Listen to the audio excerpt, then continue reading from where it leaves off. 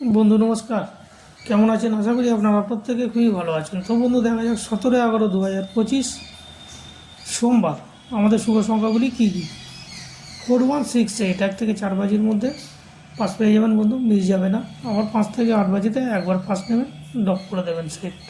3 digit 932, এটাও বন্ধু 1 থেকে 4 বাজির মধ্যে পাস পেয়ে যাবেন। বাই চান্স যদি মিস করে 5 বাজিও যেতে হতে পারে, তবে যেতে হবে না, 1 থেকে 4 বাজিতে পাস হয়ে যাবে। 2 ডিজিট 24, এটাও বন্ধু 1 থেকে 4 বাজির মধ্যে পাস পেয়ে যাবেন বন্ধু, মিস যাবে না।